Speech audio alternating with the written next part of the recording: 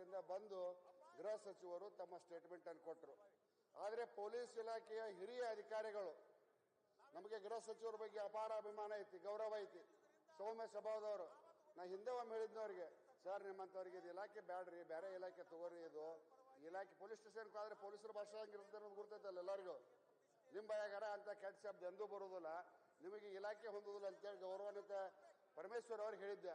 ಆದ್ರೂ ಏನೋ ಮುಖ್ಯಮಂತ್ರಿಗಳಿಗೆ ಅವ್ರ ಮೇಲೆ ಏನ್ ಸಿಟ್ ಐತೋ ಗೊತ್ತಿಲ್ಲ, ಕಾಯಂ ಅವ್ರಿಗೆ ಗೃಹ ಸಚಿವನ್ನ ಕೊಡಕತ್ತ. ಹಿಂದೂ ಇದ್ರು ಹಿಂದೂ ಇದ್ರಿ, ಹೊಸದಲ್ಲ, ಹಿಂದೂ ಇದ್ರು.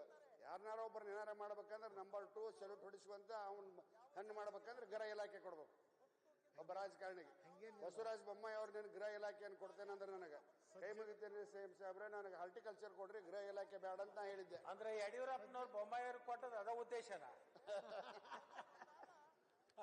ಸನ್ಮಾನ್ಯ ಗೃಹ ಸಚಿವರ ಬಾಯಿಯಿಂದ ನಮ್ಮ ಪೊಲೀಸ್ ಇಲಾಖೆ ಅಧಿಕಾರಿಗಳು ತಾವು ಮಾಡಿದ ತಪ್ಪನ್ನು ಮುಚ್ಚಿಟ್ಕೊಳ್ಳಾಕ ಅರ್ಧ ಸತ್ಯವನ್ನು ಹೇಳಿಸ್ಯಾರ. ಪೂರ್ತಿ ಸತ್ಯ ಹೇಳಿಲ್ಲ ಗೃಹ ಸಚಿವರು ಗುಂಡೂರಾವ್ರೆ, ಅರ್ಧ ಸತ್ಯವನ್ನು ಹೇಳ್ಯಾರ. ಯಾಕಂದ್ರೆ ಆ ಪ್ರಾರಂಭದಿಂದಲೂ ಆ ಹೋರಾಟದಲ್ಲಿ ಭಾಗಿಯಿದ್ದವ. ಹಿಂದೆ ಸಚಿವನಿದ್ದಾಗ ಸರ್ಕಾರ ಮತ್ತು ಸಮಾಜದ ಜೊತೆಗೆ ಕೊಂಡಿಯಾಗಿನ ಕೆಲಸ ಮಾಡೇನಿ.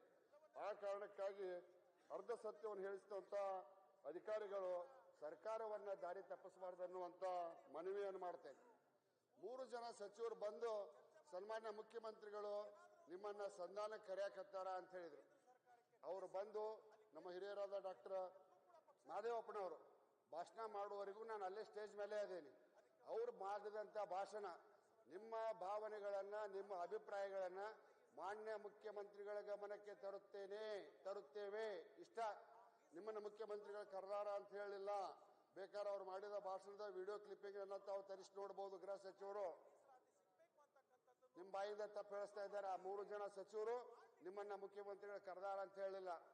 ಆದ್ರೆ ಆಮೇಲೆ ಮಹಿಳಾ ಮತ್ತು ಮಕ್ಕಳ ಕಲ್ಯಾಣ ಸಚಿವೆ ಲಕ್ಷ್ಮೀ ಹೆಬ್ಬಾಳ್ಕರ್ ಅಕ್ಕ ಅವರು ನನಗೆ ಫೋನ್ ಮಾಡಿದ್ರು, ಮಾನ್ಯ ಮುಖ್ಯಮಂತ್ರಿಗಳು ನಿಮ್ಮನ್ನು ಕರೆಯಕತ್ತಾರ ಅಂತ. ಅಷ್ಟರೊಳಗೆ ಪ್ರೊಸೆಷನ್ ಸ್ಟಾರ್ಟ್ ಆಗಿತ್ತು ಅಧ್ಯಕ್ಷರ. ಡಿಜೆ ಇದ್ದು, ಮೆರವಣಿಗೆ ಇದ್ದು, ಡೊಳ್ಳಿದ್ದು, ಎಲ್ಲ ಇದ್ದು. ನಾನು ಹೊರಗಡೆ ಇದ್ದೆ ಕಾರಿನಲ್ಲಿ.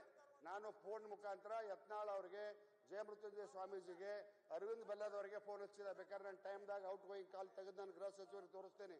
ಆ ಕಾಲ್ ರಿಸೀವ್ ಮಾಡುವಂತ ಪರಿಸ್ಥಿತಿ ಒಳಗ, ಆ ಸನ್ನಿವೇಶದೊಳಗೆ, ಶಬ್ದದೊಳಗೆ ಅವ್ರಿಗೆ ಮೊಬೈಲ್ ರಿಂಗ್ ಕೇಳಿಲ್ಲ, ಅದಕ್ಕೆ ಆ ಕಾಲನ್ನ ಎತ್ತಕ್ಕಾಗಲಿಲ್ಲ ಅನ್ನುವಂತ ಮಾತನ್ನು ಹೇಳ್ತಾ, ಮಾನ್ಯ ವಿರೋಧ ಪಕ್ಷದ ನಾಯಕರಾದಂತಹ ಸನ್ಮಾನ್ಯ ಅಶೋಕ್ ಸಾಹೇಬರು ಪೊಲೀಸ್ ಇಲಾಖೆಯ ಗುಪ್ತಚರದ ದಳದ ವೈಫಲ್ಯವನ್ನು ಹೇಳ್ಯಾರ. ಇದನ್ನು ನಾನು ಸಮರ್ಥಿಸ್ತೇನೆ. ಸುಮಾರು ಜಯಮೃತ್ಯುಂಜಯ ಸ್ವಾಮೀಜಿ ಅವರು 1 ತಿಂಗಳಿಂದ ಜಿಲ್ಲೆಗಳಲ್ಲಿ, ತಾಲೂಕುಗಳಲ್ಲಿ ನಮ್ಮ ಸಮಾಜ ಎಲ್ಲೆಲ್ಲಿ ಐತಿ ಅಲ್ಲೆಲ್ಲಿ ಹೋಗಿ ಸುವರ್ಣಸೌಧ ಮುತ್ತಿಗೆಯನ್ನು ಹಾಕಬೇಕು. ಸಮಾಜದ ಬಡ ಮಕ್ಕಳಿಗೆ ನಾವು ರಾಜಕೀಯ ಸೌಲಭ್ಯ, ರಾಜಕೀಯ ಮೀಸಲಾತಿಯನ್ನು ಕೇಳ್ತಾ ಇಲ್ಲ. ನಮ್ಮ ಸಮಾಜದಲ್ಲಿರ್ತಕ್ಕಂಥ ಬಡ ಮಕ್ಕಳಿಗೆ ಒಂದು ಒಳ್ಳೆಯ ಕಾಲೇಜಿನಲ್ಲಿ ಅಡ್ಮಿಷನ್ ಸಿಗಬೇಕು. ಅವ್ರು ಪಾಸ್ ಆದ ನಂತರ ಅವರ ಶಿಕ್ಷಣಕ್ಕೆ ಅರ್ಹತೆಗೆ ಮೀರಿದಂತ ಒಂದು ನೌಕರಿ ಸಿಗಬೇಕು ಅನ್ನೋದಕ್ಕಷ್ಟೇ ಕೇಳಕತ್ತೇವೆ ನಾವೇನು ರಾಜಕೀಯ ಮೀಸಲಾತಿ ಕೇಳಕತ್ತಿಲ್ಲ. ಆ ಮೀಸಲಾತಿ ಹೋರಾಟಕ್ಕೆ ಸರ್ಕಾರದ ಮೇಲೆ ಒತ್ತಡ ತರಲಿಕ್ಕೆ ಏನು ಈ 2 ವರ್ಷದೊಳಗ ಈ ಸರ್ಕಾರ ನನ್ನ ಮನವಿಗೆ ಸ್ಪಂದಿಸಿಲ್ಲ. ಮೀಟಿಂಗ್ ಕರೆದ್ರು, ನಿರ್ದಿಷ್ಟವಾದಂತ ಉತ್ತರ ಕೊಟ್ಟಿಲ್ಲ. ಆ ಕಾರಣಕ್ಕೆ ಹೋರಾಟ ಮಾಡೋಣ ಅಂತ ಹೇಳಿ ಎಲ್ಲಾ ಕಡೆ ಹೇಳಿದ್ರು. ಪ್ರತಿ ಜಿಲ್ಲೆಯಲ್ಲಿ ಇಂಟೆಲಿಜೆನ್ಸಿ ಇರತ್ತೆ. ಮುಖ್ಯಮಂತ್ರಿಗಳ ಗಮನಕ್ಕೆ ಇವ್ರು ತಂದ್ರೋ ಇಲ್ಲೋ, ಜನ ಕೂಡ್ತಾರ.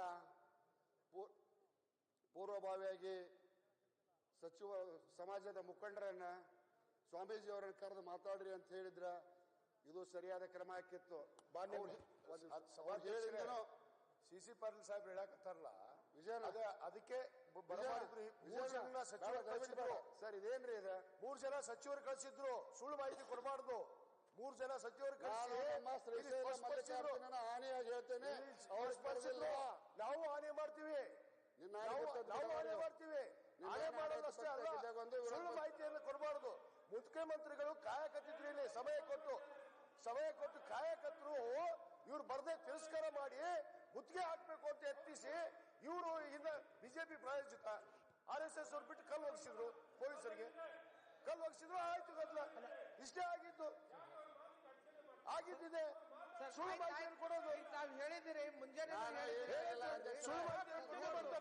ಗುಪ್ತಚರ ಇಲಾಖೆಯವರು, ಪರಮ ಪೂಜ್ಯ ಕೂಡಲ ಸಂಗಮದ ಜಯಮೃತ್ಯುಂಜಯ ಸ್ವಾಮೀಜಿ ಅವರು, ಸಮಾಜದ ಮುಖಂಡರನ್ನು ಕರೆಸಿ ಸುವರ್ಣಸೌಧ ಮುತ್ತಿಗೆ ಹಾಕ್ತೇವೆ ಅನ್ನೋದ ಮಾಹಿತಿಯನ್ನ ಕೊಟ್ಟಿದ್ರ ಜನ ಕೂಡ್ತೈತೆ ಅನ್ನುವಂಥದ್ದು ಎಲ್ಲರಿಗೂ ಗೊತ್ತಿತ್ತು.